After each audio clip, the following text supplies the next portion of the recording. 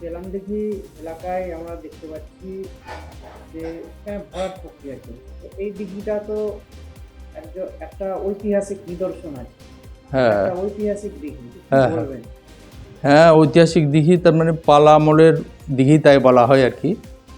আসলে দিঘি, কোনো দিঘি বা জলাশয় সেটা পূরণ করা, সেটা তো অন্যায় কাজ আর কি। তার কারণ হচ্ছে এর প্রয়োজনেই তো দিঘিটা তৈরি হয়েছিল, খনন করা হয়েছিল, এবং তার যে প্রাকৃতিক পরিবেশ, ওখানে আশেপাশে লোকজন আছে, তাদের যে আচরণের জন্যেই এবং জমি চাষের উপকারিতা আছে বলেই সেই দিঘিটার প্রয়োজনীয়তা ছিল একটা সময়। কিন্তু এখন যদি সেটা বন্ধ হয়ে যায় বা অন্য কোনো কাজে ঘরবাড়ি তৈরি হয়, তাহলে আস্তে আস্তে এই অনুপ্রেরণায় একজনের আস্তে আস্তে এটা সংক্রামিত হয়ে দিঘিটা তো পুরো বন্ধ হয়ে যাবে। তাহলে আসলে যে জলাশয়ের যে কাজ, সেটা ব্যাহত হচ্ছে, এবং সেটা জনসমাজই বা পল্লী বা পাড়া তো ব্যাহত হবে আর কি। তাদের আচরণের কাজ হবে না, তাহলে বা চাষের কাজে ব্যাহত হবে। এগুলো খারাপ প্রভাব যাবে, তো মানুষের কাছে একটা খারাপ বার্তা চলে যাবে আর কি।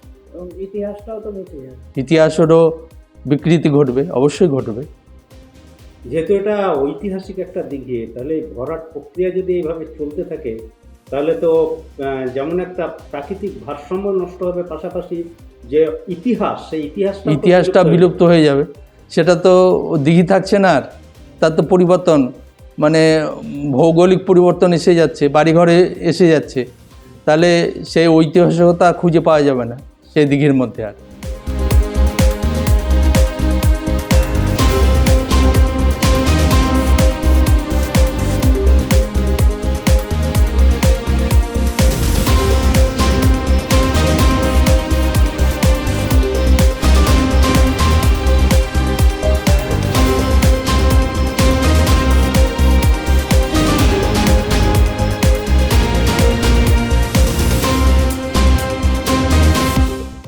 আচ্ছা, এই যে এখানে যে ঘর হচ্ছে, এটা তো জলা ছিল।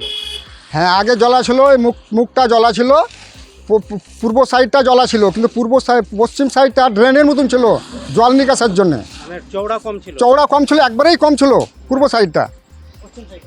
হ্যাঁ, পশ্চিম সাইডটা কম ছিল ড্রেনের মতন, আর পূর্ব সাইডটা জলা ছিল।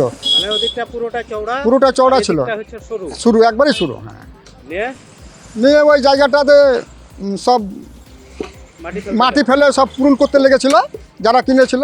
তো ওখানে বাধা একটা পিটিশন দিয়েছিল গ্রামের লোক, জলাশয় ছিল, জলাশয় পড়তে গেলে আমাদের জলের অসুবিধা হবে বলে ওটাকে বাধা দিয়েছিল। তো লোক এসে ওখানে বন্ধ করে দিয়েছিল, ওটা আর ফেলতে দেয়নি। এবার অফিসের লোক এসে বন্ধ করে দিয়েছিল। হ্যাঁ, বন্ধ করার পর এখন ওই পার্টি বিক্রি করে দিয়েছে, এখন অন্য পার্টিতে নিয়ে তারা এখন ঘর করছে। আচ্ছা, এই যে এখানে জলা ভরাট করে ঘর হচ্ছে, আরো তো অংশীদার আছে, তারাও তো এবার ভরাট করে ঘর করতে লাগছে। হ্যাঁ, অনেক আছে তো, অনেক অংশীদার আছে। যেহেতু রাস্তার ধারে জায়গা, তো তারাও তো ভরাট করে করতে পারে, তাই না?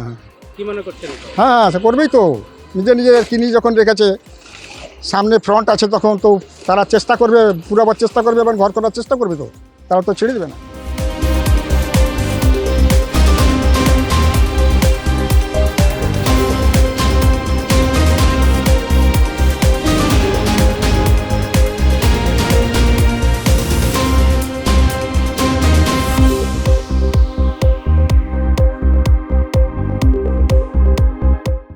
দিঘি ছিল না, আমি জানি না। জানেন না? আমরা তো আপনারা যে দিঘি এটা জানেন না আপনারা? পাশে তো জল আছে, জল তো ওটার দিক দিয়ে দেখতে পেয়েছি। কিন্তু এটা বুঝতে পারেন না, এটা তো ভরাট করা আছে। এটা তাহলে আগেই ভরাট করেছে? বলতে পারছি না। আমরা হেডমিস্ত্রির আন্ডারে কাজ করি, আমাদের বাড়িতে এখানে না, আমাদের বাড়ি হওয়াই। কবে থেকে কাজ করছেন? আমি তো এই তো 2-3 দিন হচ্ছে কাজ করা। 3 দিন থেকে কাজ করছেন? 3 দিন ধরে কাজ করছেন। আপনারা হেডমিস্ত্রির আন্ডারে এসেছেন? হ্যাঁ হ্যাঁ, হেডমিস্ত্রি পাঠিয়েছে? হ্যাঁ। হেডমিস্ত্রি কে আপনার?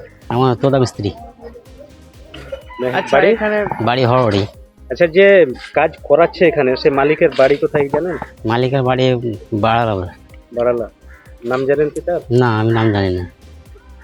আমরা তাহলে এই যে মজুরি যে আপনারা কাজ করছেন, মজুরিটা তাহলে কার কাছ থেকে? আমাদের ঠিকাদার হেডমিস্ত্রি। মানে হেডমিস্ত্রির সঙ্গে এটা ঠিকা হয়েছে, হুম। আর হেডমিস্ত্রির মজুরিটা আপনাদের দেয়। এখানে কি হচ্ছে, কি হবে? এখানে বাড়ি হবে বলছে, বাড়ি হবে। আপনারা তো কাজ করছেন, বুঝতে তো পারছেন। বাড়ি হবে।